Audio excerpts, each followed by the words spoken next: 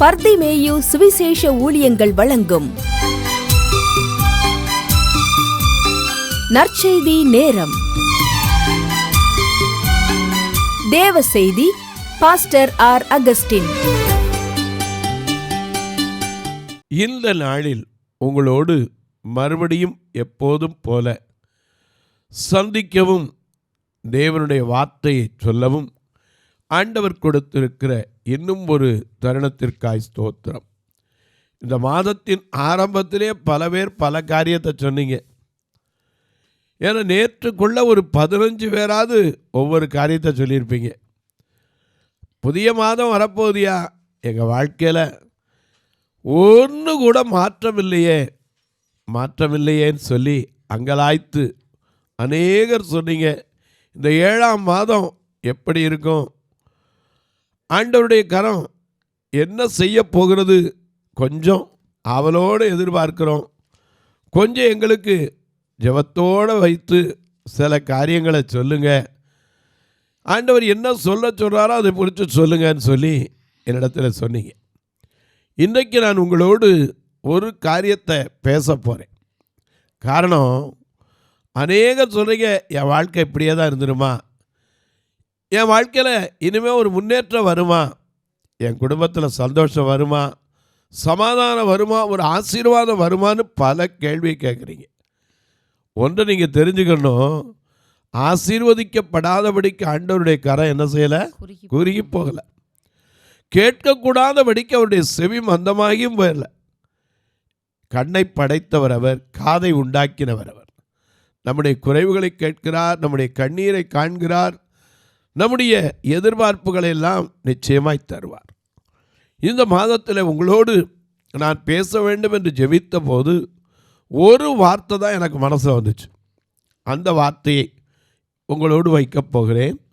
உங்கள் வேதாகமத்தை எங்கே இருந்தாலும் சரி, இந்த நிகழ்ச்சியை எப்போ பார்த்தாலும் சரி, மறக்கவே கூடாது, மறந்து இருக்கவும் கூடாது.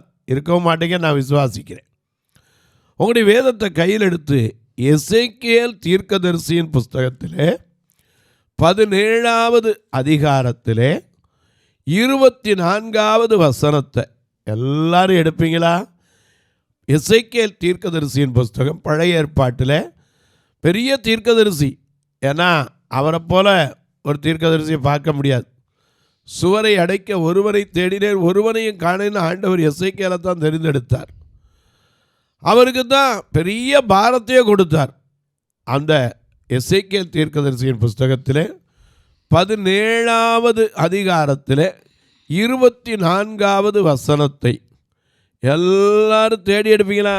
அப்படி எல்லாரும் எடுக்கிற வரைக்கும் நீங்களும் பாடுமா?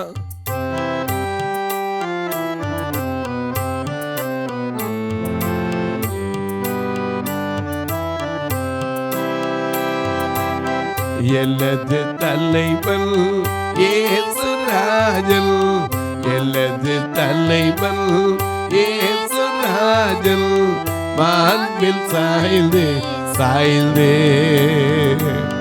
மகிழ்ந்து மகிழ்ந்திருப்பே. எல்லது தலைவன் இயேசுராஜன், மாண்பில் சாய்ந்து சாய்ந்து மகிழ்ந்து மகிழ்ந்திருப்பே. இதய தீபம் எனது தெய்வம், இரக்கத்தில் சிகரம்.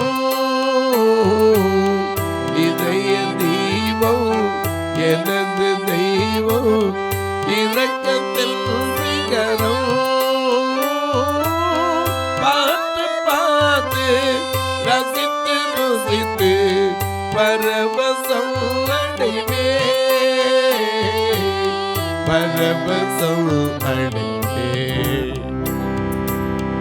எனது தலைவன் இயேசுராஜன், மார்பில் சாய்ந்து சாய்ந்து மகிழ்ந்து மகிழ்ந்திருப்பே.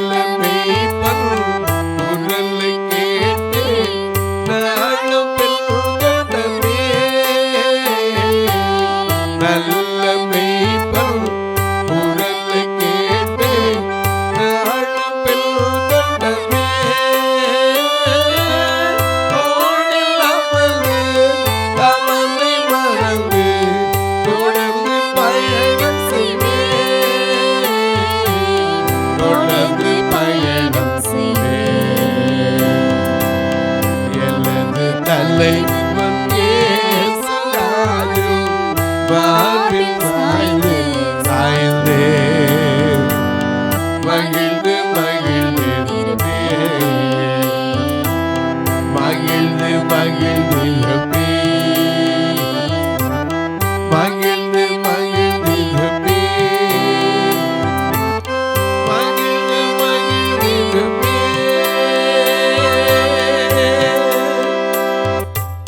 எல்லாம் எடுத்திருப்பீங்க. பழைய ஏற்பாட்டில் எசேக்கியேல் தீர்க்கதரிசியின் புஸ்தகம் 17வது அதிகாரம் 24ஆம் வசனம். அப்படியே கர்த்தராகிய நான் உயர்ந்த விருட்சத்தை தாழ்த்தி. நல்ல கவனிங்க, இதுல பல காரியம் இருக்கு. உயர்ந்த விருட்சத்தை தாழ்த்தி, அப்படி கமா வச்சிருக்கு பாருங்க. தாழ்ந்த விருட்சத்தை அடுத்தாப்புல சொல்றாரு, தாழ்ந்த விருட்சத்தை உயர்த்தினேன் என்றும் நான் பச்சையான விருட்சத்தை பட்டுப்போக பண்ணி. நான் பச்சையான விருட்சத்தை பட்டுப்போக பண்ணி பட்டுப்போன விருட்சத்தை தழைக்க பட்டுப்போன விருட்சத்தை தழைக்க பண்ணினேன் என்றும் வெளியின் விருட்சங்களுக்கெல்லாம் தெரிய வரும். கர்த்தராகிய நான் இதை சொன்னேன், இதை நிறைவேற்றினேன் என்று உரைத்தார் என்று சொல்லுன்னு சொல்றார். எனக்கு அன்பான இந்த வசனத்துல பல காரியம் இருக்கு. ஆண்டவரால் கூடாத காரியம் ஒண்ணுமே கிடையாது. உதாரணமா பாருங்க, ஒரு மனுஷனுக்கு சொல்றார், அமத்சியா என்கிற ஒரு ராஜாவுக்கு 2 நாளாகமத்தில் 25ஆம் அதிகாரத்தில் 6வது வசனத்திலிருந்து பாருங்க. இந்த ராஜா ஒரு காரியத்தை பண்றார். அமத்சியா இந்த ராஜா என்ன பண்றாரு, ஒரு யுத்தத்துக்கு போறார். யுத்தத்துக்கு போகும்போது நடக்கிற காரியம் வாசிங்க. 25ஆம் அதிகாரம் 6ஆம் வசனத்தை. 2 நாளாக இஸ்ரவேலில் லட்சம் பராக்கிரமசாலிகளை 100 தாலந்து வெள்ளி கொடுத்து. நல்ல கவனிங்க, எதுக்கு பராக்கிரமசாலினா? எதுக்கு? யுத்தத்துக்கு. முதல்ல இருந்தே வாசிச்சிருவோம், ஏன்னா உங்களுக்கு கொஞ்சம் குழப்பம் வரக்கூடாது.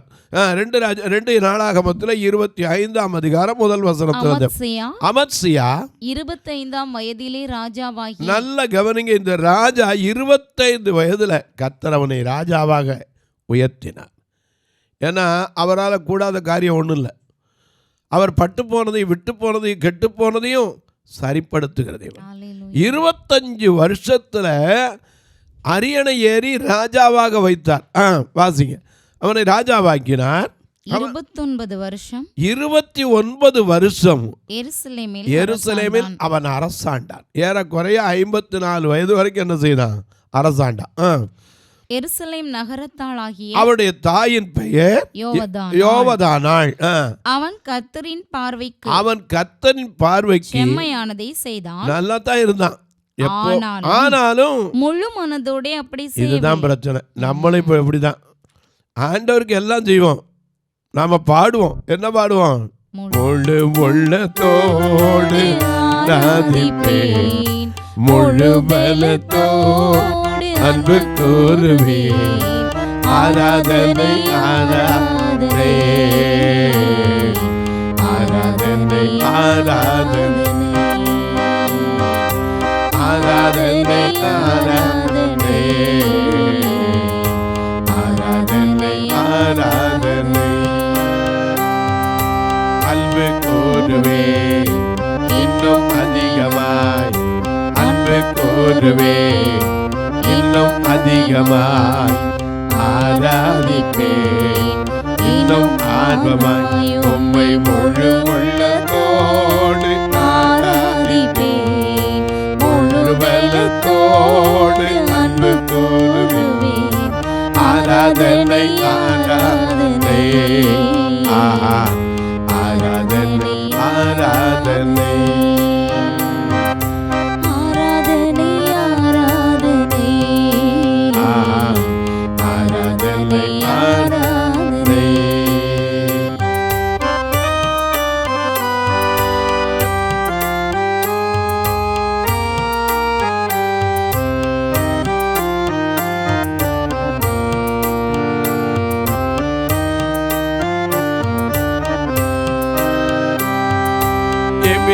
எபினேசரே, எபினேசரே, எபினேசரே, எபினேசரே, இதுவரையில் எனக்கு உதவி செய்தீர் ஐயா, இதுவரையில் உதவி செய்தீர், இதுவரையில் உதவி செய்தீர்.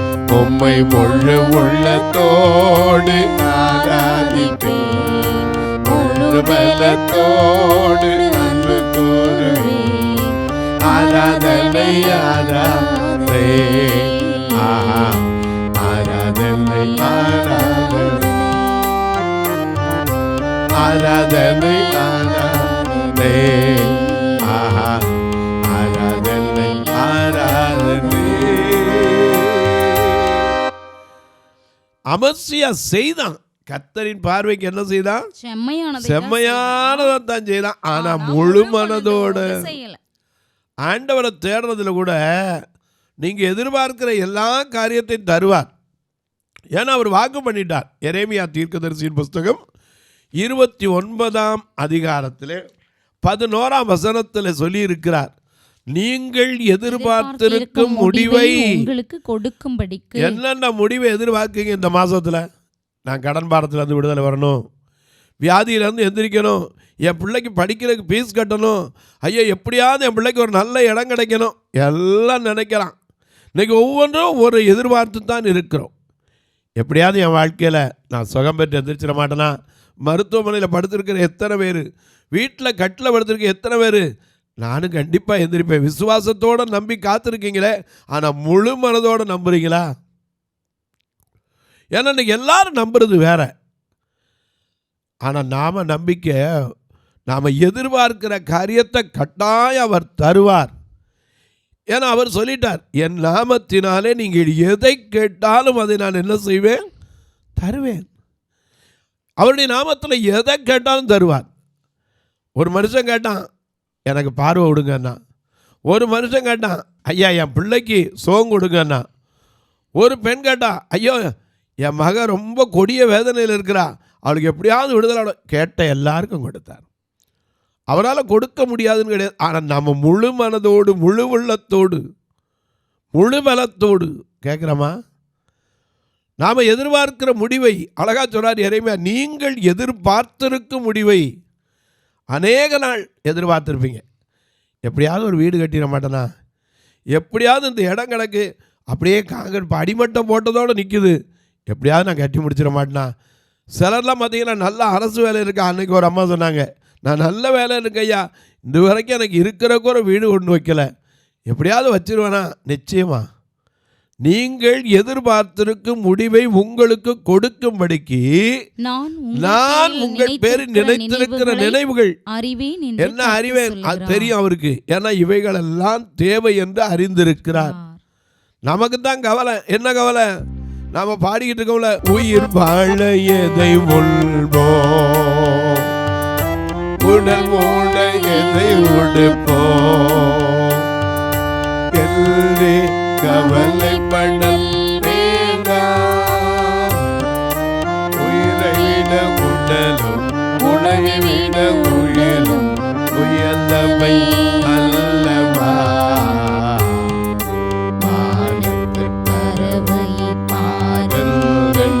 அவை விதைப்பதும் இல்லை, அறுப்பதும் இல்லை, சேர்த்து வைப்பதும் இல்லை. கர்த்தர் காக்கின்றார், கர்த்தரை நம்பிடுங்கள், அவர் கைவிடவே மாட்டார், அவர் கைவிடவே மாட்டார். கர்த்தரை நம்பினோர் பேறு பெற்றோர் சீயோன் மலை போல உறுதியுடன் அசையாமல் இருப்பார்கள். ஆனால் நமக்கு என்னன்னா, கிடைச்சிருமா கிடைக்காதா, கிடைக்குமா கிடைக்காதா? நீங்கள் எதிர்பார்த்திருக்கும் முடிவை உங்களுக்கு கொடுக்கும்படிக்கு நான் உங்கள் பேரில் நினைத்திருக்கிற நினைவுகளை அறிவேன் என்று சொல்லுகிறார். கர்த்தர் யாரு? வல்லவர், நல்லவர், வார்த்தையில் உண்மையுள்ளவர். நம்மையெல்லாம் படைத்து நமக்கு தேவைகளெல்லாம் உருவாக்கி வைத்து நம்ம விழுந்தபோது நமக்காக தேடி தம்முடைய சொந்த குமாரனை அனுப்பி வைத்தவர். நாம் முழு மனதோடு கேட்குறோமா? நாம் எதிர்பார்ப்பு இல்லைன்னு ஒரு மனுஷராவது சொல்ல முடியுமா? அன்னைக்கு ஒரு அம்மா சொன்னாங்க, என்ன எதிர்பார்க்குறீங்கன்னு. என் பேத்திக்கு எப்படியாவது கல்யாணத்தை கண்ணில் பார்த்தணுன்னு பார்க்குறேன். வயசு என்னம்மா? பிள்ளைக்கு 1.5. அட பாவி, உங்களுக்கு என்னம்மா வயசு? 82. எனக்கு அன்பானவர்களே, மனுஷனுக்கு எதிர்பார்ப்பு இல்லைன்னு சொல்ல முடியாது. நீங்கள் எல்லாத்தையும் எதிர்பார்க்கலாம், ஆனால் நீங்கள் எதிர்பார்த்திருக்கும் முடிவை உங்களுக்கு கட்டாயம் கொடுப்பார், கொடுத்து தீர்வார். ஆனால் நாம் என்ன செய்யணும்? நீங்கள் எதிர்பார்த்திருக்கும் முடிவை உங்களுக்கு கொடுக்கும்படிக்கு அவர் நம்ம மேல நினைத்திருக்கிற நினைவு எப்படிப்பட்டதா? நான் உங்கள் பேரில் நினைத்திருக்கிற நினைவுகளை அறிவேன் என்று கர்த்தர் சொல்லுகிறார். அது தீமைக்கு கிடையாது, நன்மைக்கு, சமாதானத்துக்கு, நன்மைக்கு, ஆசீர்வாதத்துக்கு ஏற்ற நினைவுகள்.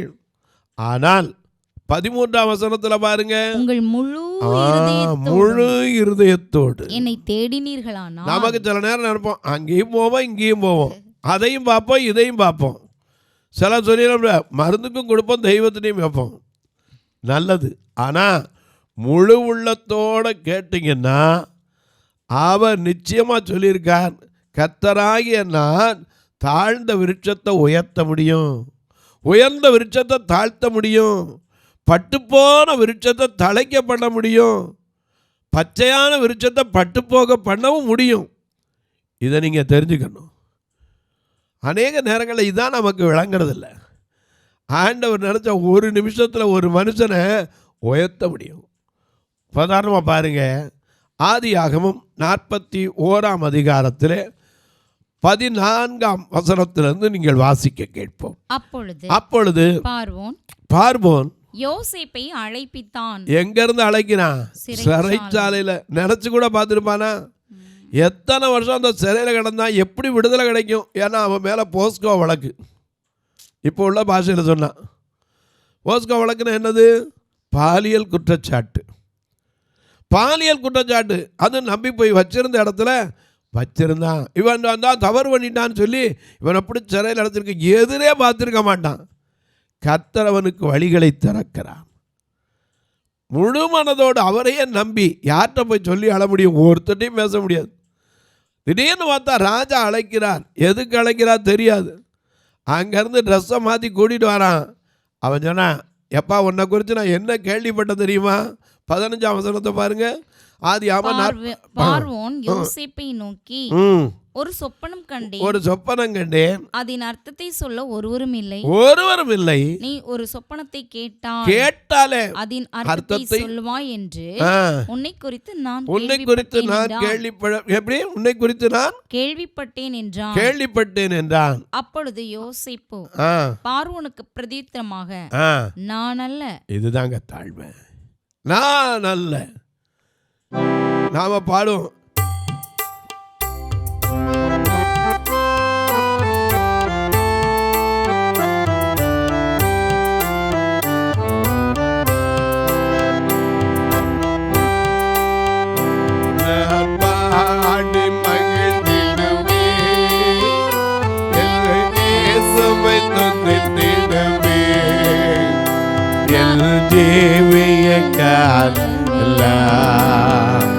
அவர் பாதத்தில் அமர்ந்திருப்பேன்.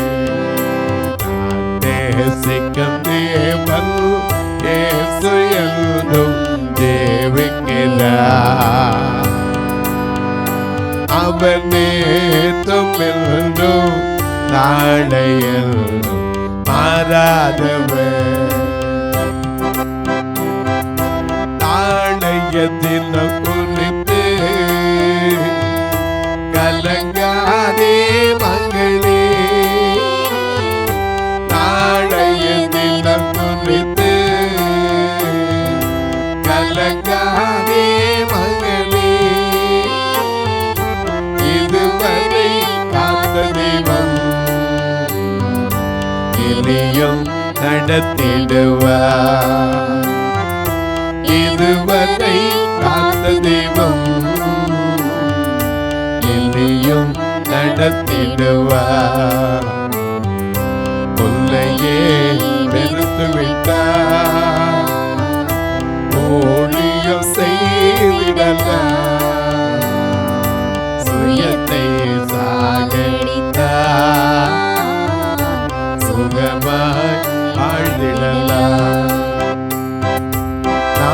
யாருங்கிறது நமக்கு தெரியாதுங்க. ஆனால் ஒன்றை தெரிஞ்சுக்கங்க, அவர் யாருங்கிறத தெரிஞ்சுக்கணும். கர்த்தராகிய நான் உயர்ந்த விருட்சத்தை ஒரு நிமிஷத்தை தாழ்த்த முடியும். இதை மறந்துட்டா யாரு? அமசியா. கர்த்தருடைய பார்வைக்கு செம்மையானதை செய்தான். ஆனால் அப்படி செஞ்சவன் முழு மனதோட செய்யல. வாசிக்க தொடர்ந்து பார்க்கலாம். ராஜ்யபாரம் ஸ்திரப்பட்ட போது, அதுதான் பிரச்சனை. நமக்கு கொஞ்சம் ஆசீர்வாதம் வந்துருச்சுன்னா தான் நம்ம புத்தி கோண புத்தி ஆயிரும். ஸ்திரப்பட்ட போது என்ன செய்தானா? அவன் தன் தகப்பனாகிய ராஜாவை கொலை செய்த தன்னுடைய ஊழியக்காரரை கொன்று போட்டான். பாருங்க, பழிக்கு பழி வாங்கவே கூடாது. வேதம் சொல்லுது பழி வாங்குதல் யாருக்குரியது? எனக்குரியது. அதை நம்ம எடுத்துக்க கூடாது. இவன் பழிக்கு பழி எடுத்தது மட்டுமில்ல, இவனோட யுத்தத்துக்கு வந்த ராஜாக்களுக்கு இவன் போய் எதிர்த்து நிற்க முடியாதது அப்படின்னு தெரிஞ்ச உடனே கூலிப்படைக்கு 100 தாலந்து வெள்ளியை கொடுத்து கூலிக்காரன் ஏற்படுத்திட்டான். அப்ப தீர்க்கதரிசி சொல்றார், தேவனுடைய மனுஷன் ஒருவன் அவனிடத்தில் வந்து, ராஜாவே இஸ்ரவேலின் சேனை உம்முடனே வரலாகாது.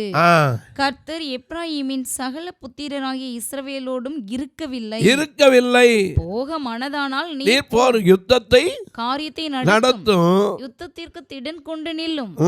தேவன் உம்மை சத்துருவுக்கு முன்பாக விழப்பண்ணுவார். காரணம் ஒத்தாசை பண்ணவும் விழப்பண்ணவும் தேவனாலே கூடுமே. இவன் உடனே கேட்டான், நான் 100 தாலந்து வெள்ளி கொடுத்தனே, ஐயோ என்ன செய்யறது? 8ஆம் வசனத்தில் பார்க்கும்போது அவர் கேட்கிறார், 100 தாலந்து வெள்ளி கொடுத்தனே என்னாச்சு?